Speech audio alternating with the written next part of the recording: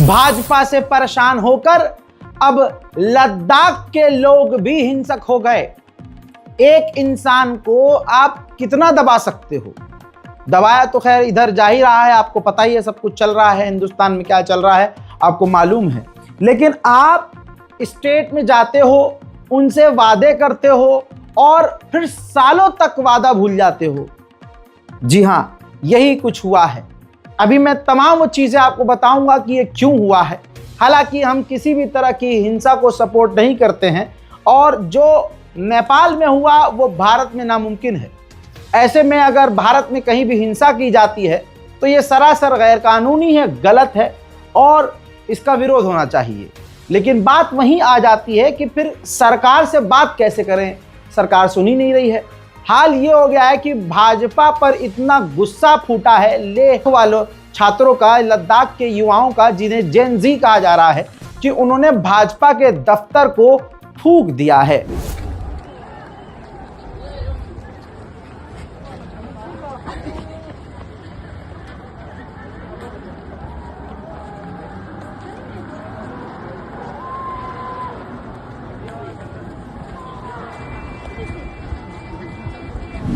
Three idiots में एक फुनसुक वांगडू का जो कैरेक्टर निभाया आमिर खान ने, असल में वो जिंदा हैं और वही अनशन पर थे।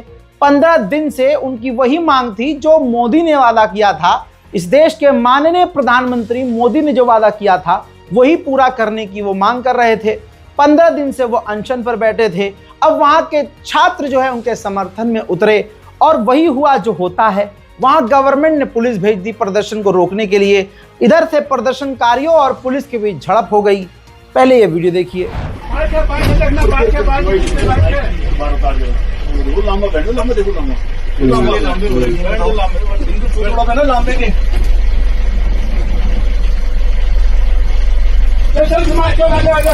बहरहाल जब पुलिस ने सख्ती दिखाई तो इधर युवा और भड़क गए। भाजपा के दफ्तर पर चढ़ता हुआ आप देख सकते हैं। इतनी हिंसा और इतने दिमाग खराब होने के बावजूद भी जेन ज़ी लोगों को यह पता था कि हमें भाजपा का झंडा उतारना है और उसी भाजपा के दफ्तर पर तिरंगा जो झंडा लगा था उसको हाथ तक नहीं लगाया। ये तस्वीर देखकर काफी खुशी हुई, लेकिन बहरहाल हिंसा नहीं होनी चाहिए थी।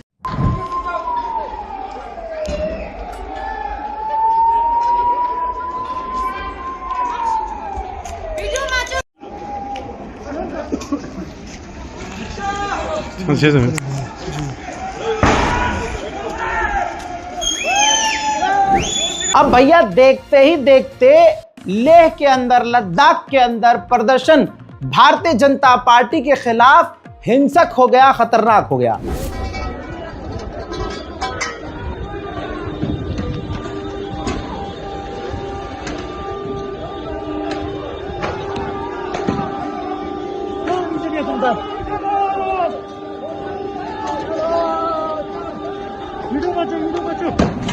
हजरात, इस हिंसा के 4 मेन कारण हैं। लद्दाख को पूर्ण राज्य का दर्जा देने की मांग की गई है। दूसरा, वहां की जनता की मांग है कि अनुसूची 6 के तहत संवैधानिक सुरक्षा दी जाए। तीसरी मांग यह है कि कारगिल लेह लोकसभा सीट बनाई जाए। चौथी मांग यह है कि सरकारी जॉब में स्थानीय लोगों की भर्ती की जाए। हजरात, लेह में आंदोलनकारी छात्रों ने बीजेपी के दफ्तर में आग लगा दी। 5 सितंबर 2019 को आर्टिकल 370 खत्म करने के बाद जम्मू एंड कश्मीर के केंद्र शासित प्रदेश बना। इसी तरह लेह और कारगिल को मिलाकर लद्दाख केंद्र शासित प्रदेश बना। तब से लेह और कारगिल के लोग खुद को अपेक्षित महसूस कर रहे हैं। वे लेह को पूर्ण राज्य का दर्जा दिया जाए।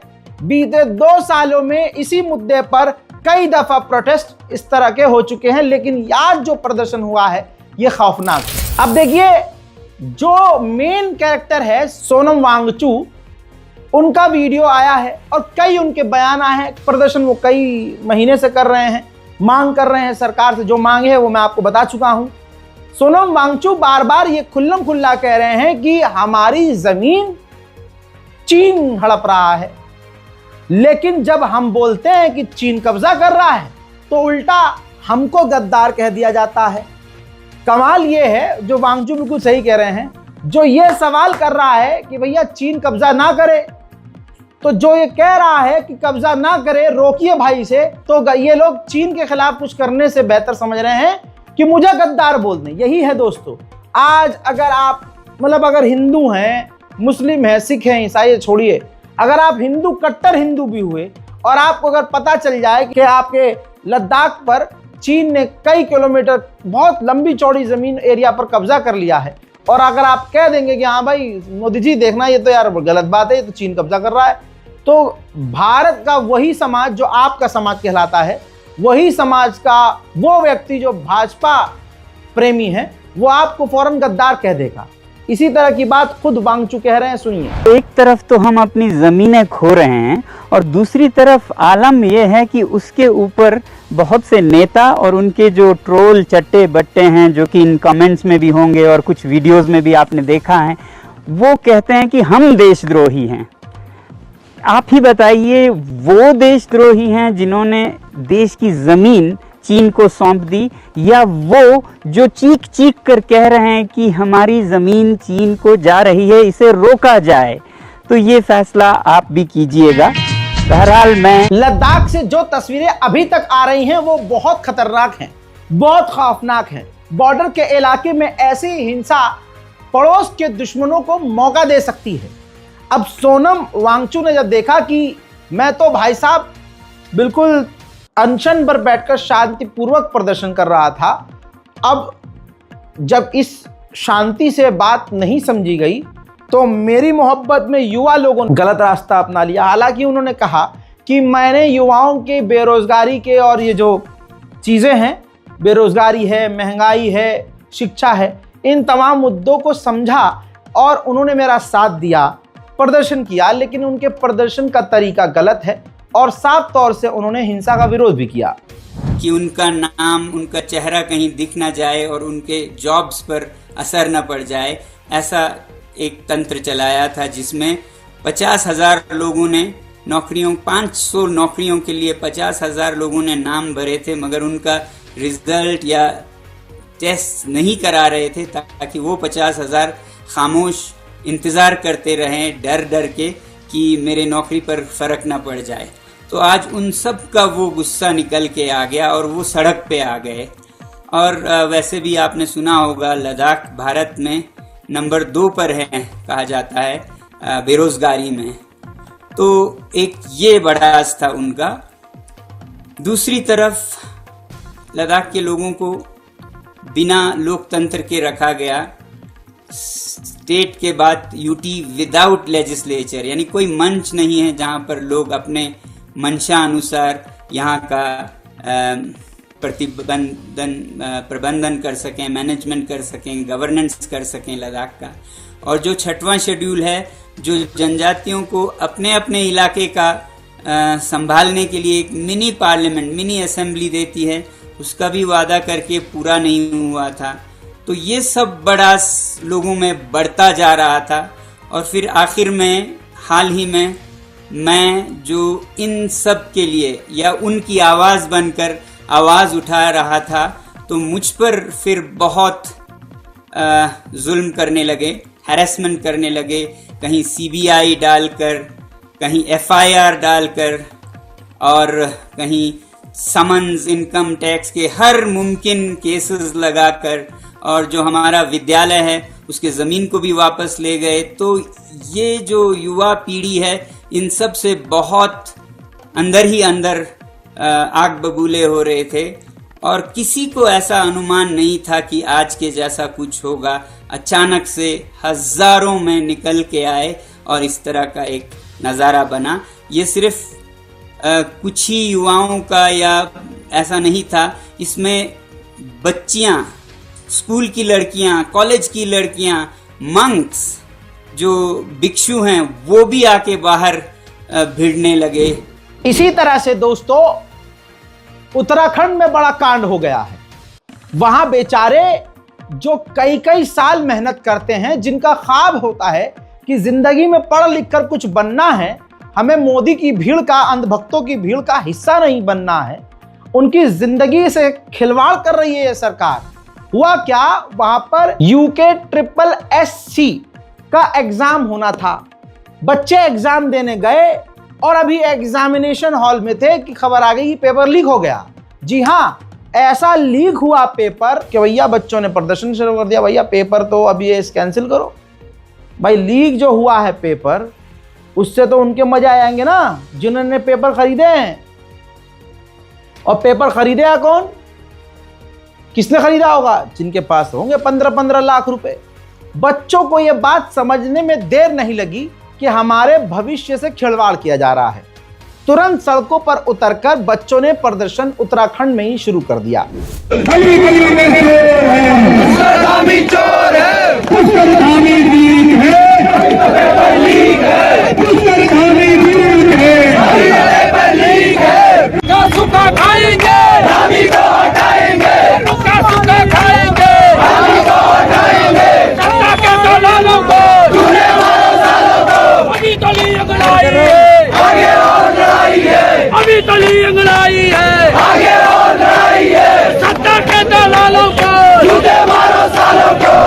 उत्तराखंड के बच्चे लगातार प्रदर्शन कर रहे हैं और धामी सरकार का नाम लेकर धामी और भाजपा का विरोध कर रहे हैं, क्योंकि वहां की जनता को, वहां के स्टूडेंट को समझ में आ गया है कि ये सिर्फ हिंदू मुसलमान करना जानते हैं। तो यहाँ पे बैठे रहे कि हाँ लीक हो रहा है, लीक हो रहा है। 27 आएगा और अभी 2-4 भर्तियां निकालेंगे, बोलेंगे हमने तो निकाली है।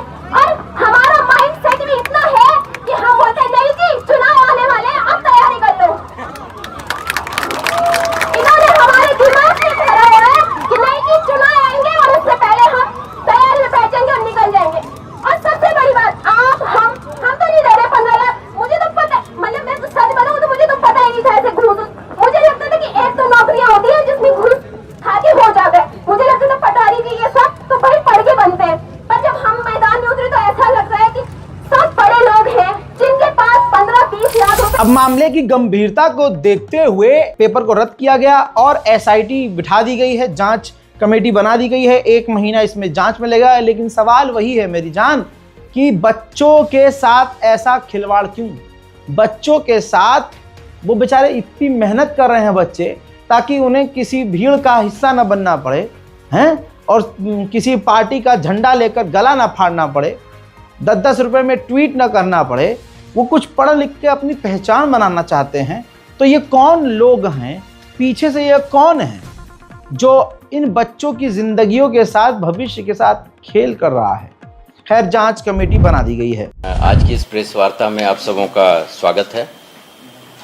राज्य सरकार पारदर्शिता, निष्पक्षता और सुशासन के प्रति पूरी तरीके से प्रतिबद्ध है। छात्रों और अभ्यर्थियों का हित राज्य सरकार के लिए सर्वोपरि है और जो परीक्षा प्रणाली होती है हमारी, उसकी सुचिता और विश्वसनीयता के प्रति कटिबद्ध है। इसके लिए राज्य सरकार द्वारा यह निर्णय लिया गया कि जो गत रविवार 21 सितंबर को अधीनस्थ चयन सेवा आयोग द्वारा जो परीक्षा आयोजित की गई है, उस प्रकरण की गहन जांच के लिए एक एडिशनल SP के स्तर की अध्यक्षता में विशेष अन्वेषण दल SIT गठित की जाएगी, जिसका कार्यक्षेत्र पूरा प्रदेश होगा। और बच्चे इतने परेशान हो गए कि अब वो नारा जो वोट चोर गद्दी छोड़ वाला था, अब उत्तराखंड में नारा लगने लगा पेपर चोर गद्दी छोड़।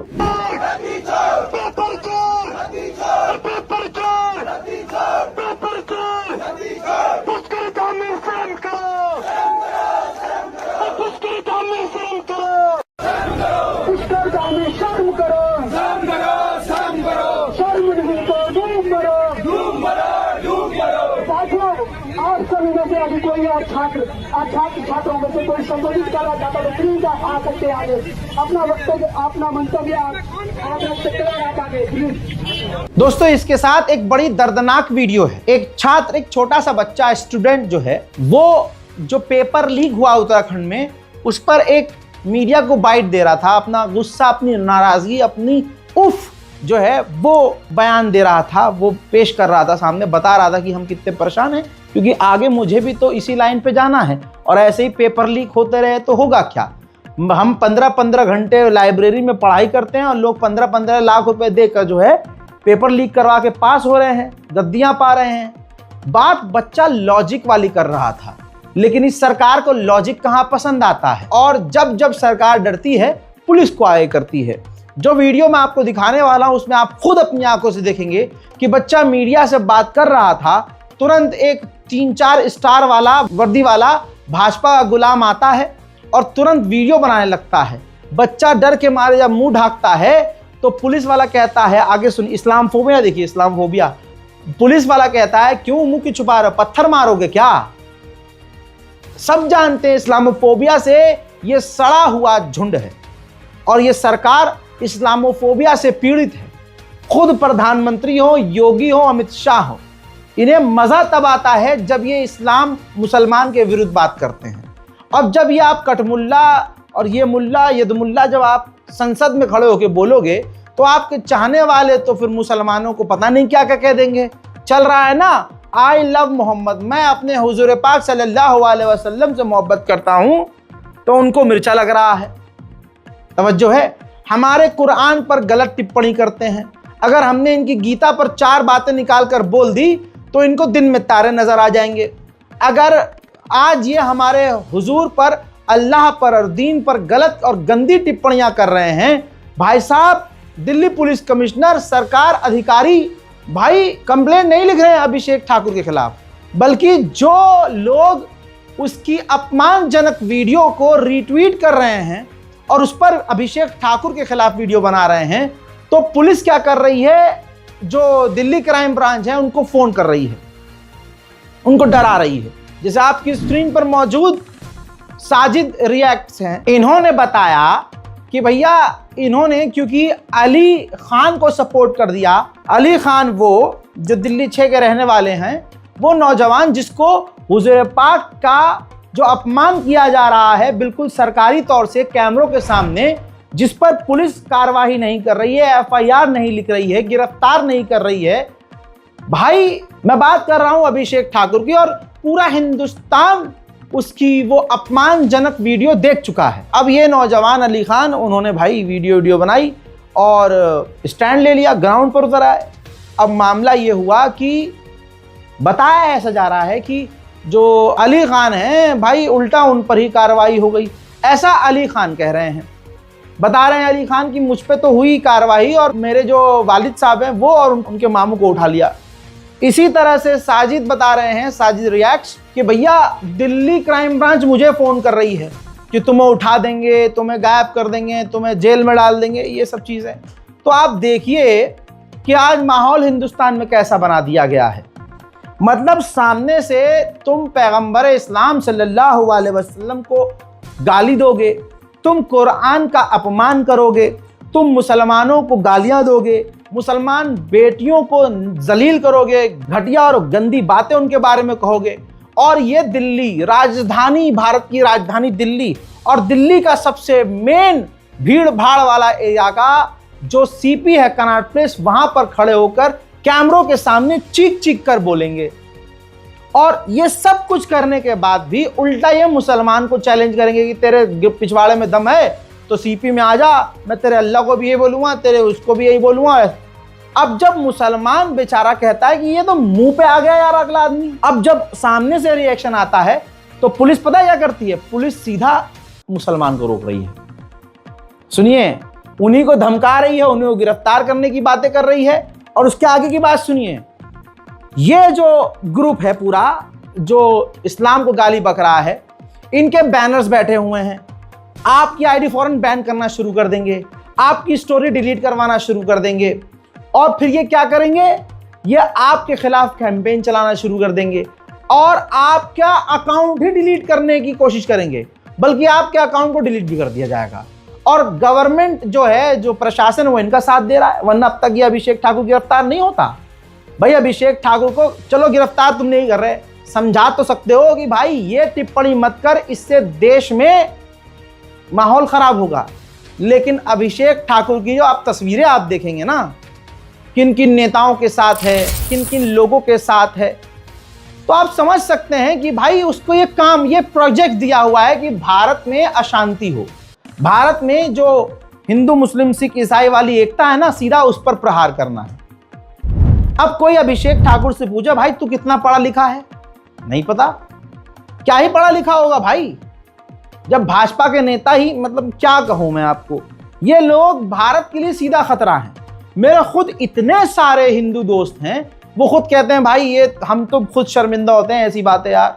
मुसलमान आप दिखाओ कोई है जो दूसरे धर्म पर जहर उगल रहा हो, हैं जो कह रहे हैं हुजूर अल्लाह तौबा हुजूर पाक को पता नहीं क्या कह रहे हैं। अरे भाई इनके ही बाबा यूट्यूब पर वीडियोस मौजूद है, बता रहे हैं कि माता सीता का जब विवाह हुआ तो उनकी उम्र महज 6 साल थी। तवज्जो है, लेकिन ये हुजूर पर आकर हमारी टिप्पणी करते हैं। ये तो प्रशासन को सोचना चाहिए कि आप मतलब नाटक तो कर लो मुसलमान को तसल्ली देने का, भाई हम उसे रोकेंगे समझाएंगे, ठीक है, आप विवाद ना बढ़ाओ। भाई अगर कोशिश करने वाला होता है सब कुछ। मैंने अभी 2 क्रिएटर्स आपस में मुसलमान लड़ने लगे, फॉलोअर्स की जंग है भाई, इनकी फॉलोअर्स की जंग चल रही है कि भाई हम हुजूर पर बोल रहे हैं, अगला बंदा हुजूर पर बोल रहा है, आई लव मोहम्मद पर बोल रहा है, तो उसके फॉलोअर बहुत तेजी से बढ़ रहे हैं।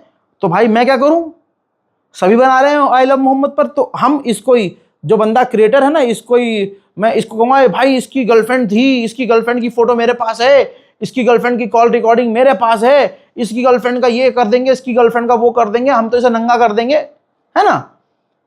अब इधर से ये बंदा उसकी आलोचना कर रहा है, तो क्या हुआ, मेन मुद्दे से हटके हम आपस में लड़ने लगे। यही मुसलमान है। हमसे शिया सुन्नी करवा लो, एक दूसरे को गाली बकवा लो, लेकिन दुश्मने दीन जब सामने आता है तो हम तुरंत भागते हुए नजर आते हैं। आज का ये दौर है भाई, पहले के मुसलमानों की बात अलग थी, आज के मुसलमानों की ये बात अलग है।